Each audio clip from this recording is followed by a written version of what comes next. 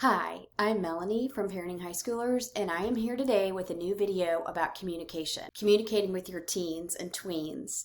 I'm on here every week talking to parents about ways to make your life easier as you navigate these days with your teens. There are 7 long years between 13 and the end of the 19th year, and so let me help you with some hard-won advice from me that I either learned the hard way or learned later or have heard about in my research. So let's get going. Great things that you need to communicate with your teens to help them as they become adults. So the first thing I want to do, and I'm kind of going to start at the end and then go back. Rome was not built in a day. So all of the things, and there are 5 that I'm going to talk to you about, take it a step at a time. That's my biggest piece of advice for any parent of a teen that is struggling, that is just starting out, is, these kids and ourselves, we can't do it all at once. We can't do it all together. We can't have perfect days every day. So keep all of that in mind as you're listening to really all of my videos is baby steps. Okay, so back to the beginning. Find a balance. Make sure that your kids have responsibility. We cannot pave the way for our kids and make their life so easy and expect them to then get a job, do chores for us in the later years if we haven't started that when they're younger. With that being said, if your kids have not had chores up until the minute that you're seeing this, it's not too late to start. Start small. Maybe say, and this is going to be something I talk about in a minute, is have a discussion, talk about the fact that there are some things that they're going to need to be able to do in the future and that you want to get started making sure that they know how now. So maybe say, okay, this Sunday we're going to just have a short meeting, and starting next week we're going to do 1 chore a day. And maybe it's the same chore every day, so they get it down really well for a week or 2. And then add another chore in. That's a simple way to do it. So again, Rome was built after many, many days. So start small. They do need to have responsibilities. They need to feel helpful. They need to feel like they're a contributing member to your family team. The other thing is, I highly recommend, and it has worked for us, is that our kids, all 3 of our boys, have had outside jobs. Now, one of our sons did not have one until college, and that is because he took such a heavy course load. Now, he did work in the summers, but during the school year, he did not. And then our middle son had a part-time job starting after the holiday break, his senior year.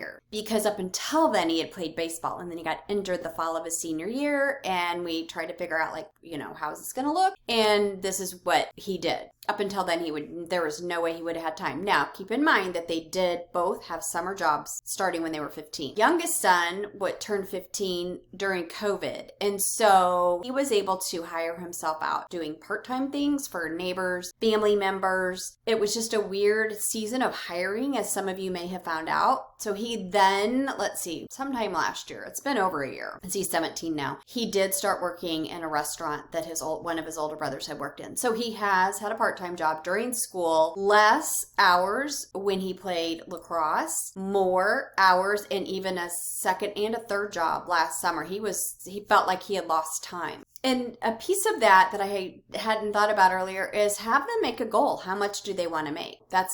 A goal is great. How much money do you want to make this year? All right, the second thing, teach them right from wrong. That sounds like, oh, well, I do already. Well, here's some things that you might not think about is when they're learning right from wrong, they need to remember that there are times that they are going to hurt people's feelings, and that may be intentional or unintentionally, hopefully. It's the second one. But regardless of the case, our kids need to feel the need after knowing that they have hurt someone to apologize. So that's part of the right and wrong that I feel like is missing.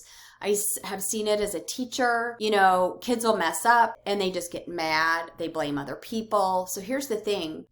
Our children, our teenagers need to know how to make an apology and mean it. They need to see that there was fault. Maybe there was fault on the other side, and probably there was. Every situation has at least 2 sides, and the truth is somewhere in the middle. But they need to be able to apologize. They need to be able to mean it. They need to feel sorry for something that has hurt someone else. That's part of right and wrong. It may mean that in the beginning when you're trying to teach this skill that there are consequences. Maybe they lose out on a social event, or maybe they can't take the car this weekend, or whatever. They've got to start to learn that they cannot hurt other people's feelings, whether they knew it or not, and that be okay. Number 3, talk through their mistakes. Everyone makes mistakes. I still make mistakes every single day. Part of us talking our kids through their mistakes is talking through ours. We need to model what it looks like to make a mistake and think, okay, out loud, what could I have done differently? Or how could I do this better next time? Give them time to think things through, but not so much that they just get so down in the dumps about it. Give them some guidance. I know you want to go think about this, and I will let you for an hour, or, take a couple hours this afternoon and let's talk tonight. So have a deadline on this thinking time, because if they get too down about it, we give them too much time, they start to feel like they are a failure, and they're not. We are not our failures, and neither are they. So we need to be able to problem solve with them, help them to see other possibilities, help them to talk through what might be a better way to handle a situation next time, or could they even fix what's happening right now. Okay, let them experience natural consequences. This sort of goes along with number 3, learning or talking through their mistakes, but help them to know that failure is a part of life, but it doesn't have to define their life. They can move forward from that. With the skill, the life skill that they need to figure out is the resiliency part. And I have a whole other video that I'll link below. Resiliency is a life skill, and they've got to get to the point that when they make a mistake, they're willing to try again. Maybe not that moment, but they need to start that thinking process. Okay, what could I do to start again? Or how is a better way to do this? Or what is a different way to do this? All of those are part of the resiliency. And this is a skill that employers are looking for. They're going to need to have this when they are in relationships as they get older. If there has been a problem and they have experienced a natural consequence, like they get a bad grade on a paper, or they didn't turn something in and they need to go talk to the teacher, or maybe role play. Model your own skill set when it comes to having a problem, and also talk through, have them role play some conversation that you might encourage them to have to help this problem. Give them limits. This is real life. Our bosses aren't going to let us just work on a project for a year. They're going to say, I want this, here's the deadline, you have 2 weeks, or whatever the case may be. By us letting our kids be on their games all day long and not do their homework, or unlimited access to screen time, not taking their phone away at night, all of these things are setting our kids up for failure. And let me tell you why. Because if we don't teach them to limit things, they're not going to learn that skill. So we have to do it for them in the beginning. Now, our son turns in his phone at bedtime. We used to make him turn it in a little bit before quite a bit before bedtime, so he could tone down. He could maybe check it out one more time to see if there were any last minute messages before he turned out his lights. Now it's sort of on him, and he has learned that he does sleep better if he turns it in about 30 minutes before he has to go to sleep. And then he does usually get up, get a drink of water, check the messages one more time, or his streaks, or whatever the heck they do, and then he goes to bed. That is setting a limit for himself. Now, does he love it? No, but you know what? He doesn't even argue about it anymore. He did for a long time, knowing even that we did this for his brothers. The other thing is, when we give them time limits or limitations, they learn to deal with them. They learn to get that if they get bored, they can find something else to do. So, unlimited gaming, unlimited access to screens,